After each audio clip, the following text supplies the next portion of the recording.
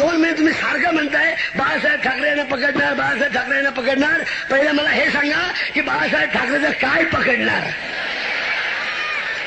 हात पकडणार, पाय पकडणार, डोकं पकडणार, कान पकडणार, काय? एक अवयवाचं नाव तर बोला. कारण अख्खा बाळासाहेब ठाकरे पकडणे शक्य नाही. अरे तुम्हीच काय, शंकररावजी तुम्हीच काय, पण राजीव गांधीच्या जरी मनात आलं तरी बाळासाहेब ठाकरेंच्या केसाला धक्का लावू शकत नाही. केसाला म्हणजे डोक्याच्या म्हणतोय मी. हो, तुमचा गैरसमज व्हायला नको. कोल्हापूर आहे बाबा. लगेच उद्या मला रांडचा काय पण बोलतो.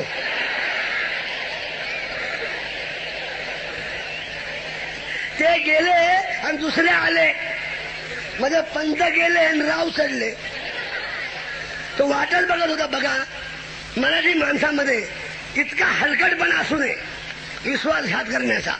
नाही, अनेक लोकांनी विश्वासघात केले असतील. प्रेमामध्ये आमचा सुद्धा विश्वासघात झालेला आहे, नाही असं नाहीये, पण त्याला काहीतरी मर्यादा आहे. हो, पण एक शरद पवार काँग्रेसमधून हाकलून दिल्याबरोबर यस नावाचा पक्ष काढतो, काँग्रेस यस, आणि त्याला लोक त्याचा लीडर बनवतात. आपल्या पार घामाचे रस्त्याचं पाणी करून त्याला विरोधी पक्षाचा नेता बनवतात, त्याच्या विश्वासाने त्याच्या गळ्यामध्ये मान टाकून.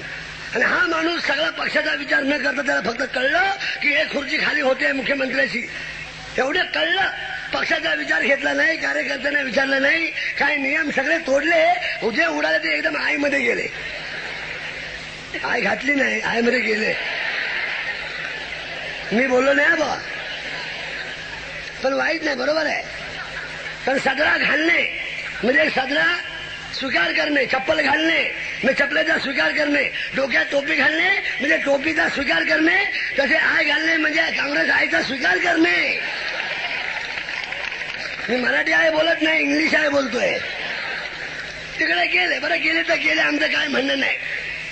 खुर्चीवर बसल्यानंतर मुख्यमंत्र्यासारखं बोलत की नाही की बाबा मी रस्ते करीन. लोक, हो आता मी मुख्यमंत्री झालेलो आहे, तेव्हा कसली तुम्हाला कमतरता पडणार नाही. तुम्हाला दूध मिळत नाही, मी देईन, सोय करीन. तुमच्या गावाला पाणी नाही, तुमच्या घरात नळ बसवीन. अहो पहिला आहे, हो दुसरा बसवीन माझ्यातर्फे. करायचं नाही, पण बोलायला काय हरकत आपल्याला. काय पाहिजे बोला. तुमच्या घरी मोरी नाही, मी मोरी करून देतो. तुम्हाला बायको नाही, मी ते बघा तुमचं तुम्ही आपलं. असं काहीतरी बोलायचं की नाही. ते दिलं सोडून त्या राजीव गांधीला पारशाला खुश करण्याकरता हा शरद पवार आसनावर बसायच्या अगोदरच लगेच दंड ठोकून म्हणतो की शिवसेनेची पाळमुळं उपटून काढीन.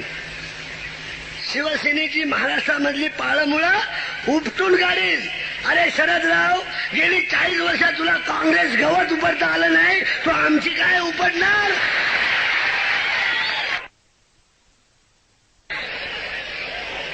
त्या गोष्टी मंत्र्याला शोधतात घ्या. हो, आणि पुन्हा म्हणतात दादा कोण काय डबल मिनिंग बोलतो. ते एवढं भागलं नाही.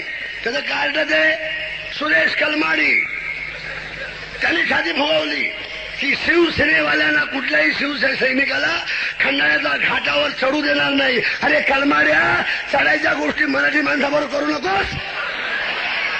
आमचा तानाजी माणूस रे रात्री मध्यरात्री 2:30 वाजता कडा चढलाय, कडा.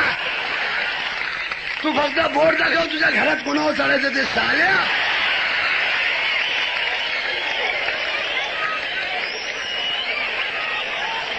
काय नाही, हो ह्यांचे दिवस भरत आलेले आहे, दुसरं काही नाही. म्हणून अशा गोष्टी करतात. काल अधिवेशन झालं औरंगाबादला. ते काय केलं तर पहिलं इथे अधिवेशन झालं पुण्याला शिवसेनेचं.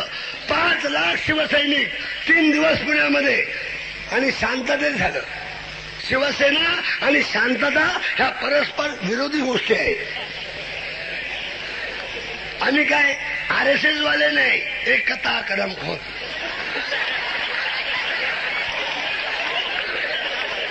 ते आपल्याला शिकवलं नाही कोणी. म्हणजे सुंदर बायको घरात ठेवायची आणि तिला हात पण लावायचा नाही म्हातारी होईपर्यंत. आणि मग सांगायचं बघा किती जपली मी. अरे गाढवा जपली कशी, तुला दुसऱ्याला देऊन टाकायची नाही का. आपण वापरायची नाही, दुसऱ्याला द्यायचं नाही. तर शिवसेनेचं अधिवेशन झालं इकडे 5 लाखाचं.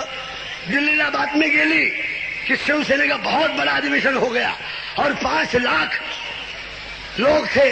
राजीव गांधी ने लगेच फोन केला रात्री शरद पवारला, ए सुअर के बच्चे, मैंने सुना है कि 5 लाख का उधर आदमी जमा हुआ था वो शिवसेने का. बोला हाँ यस सर. तो बेंजे तू कागो अकेला बैठा उधर, तेरे पीछे कोई नहीं क्या? अगर देखो तू भी अधिवेशन नहीं लिया तो मैं तुमको 2 मिनट में कुर्सी निकाल दूंगा. घाबरलं शरद पवार, लगेच अधिवेशन जाहीर केलं. औरंगाबादला अधिवेशन. मला खरं सांगू, 50,000च्या वरती माणसं नव्हती. ते सुद्धा भाड्याने आणलेले लोक, कारण मुळात हे भाडखाव आहेत ना. भाड्याने आणलेली माणसं ती लागली मारामारी करायला. त्याला आम्हाला 40 रुपये ठरवले, 50 रुपये देता काय? शेवटी मला जावं लागलं भांडणं सोडवायला. गरीब झोपडपट्टीचे लोक.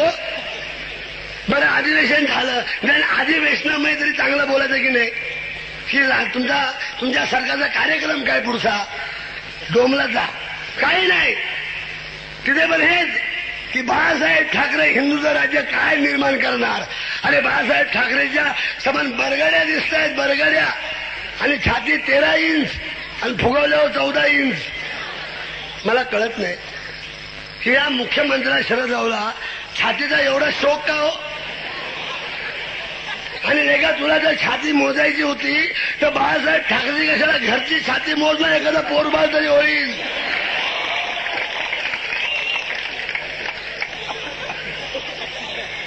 याच्यामुळे सगळे इतिहासामध्ये फसले होते.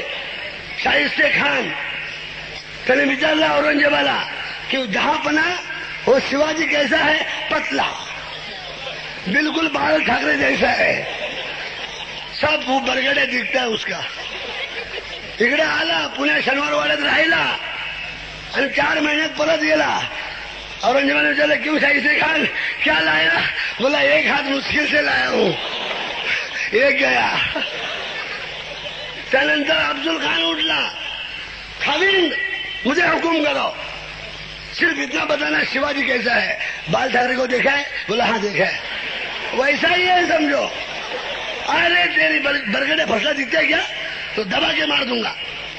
प्रतापगडावर गेला पकडायला, समोर शिवाजीला पाहिलं होतं, खुश. अरे एवढासा माणूस, ह्याला कसा मारू, सारखा विचार चालू. अगदी जवळ येईपर्यंत शिवाजी महाराजांनी असे हात केले तरी हा विचार करतोय की ह्याला असा मारू का असा मारू, असा मारू का असा मारू. शेवटी शिवाजी महाराजांनीच मिठी मारली. मिठी मारल्यामुळे लक्षात आलं की ह्याला मारायचंय. लगेच त्यांनी बगल दाबली आपली बरगड्या मोडायला. महाराजांनी वाळ नख घातली आणि त्या अफजल खानच्या पोटातून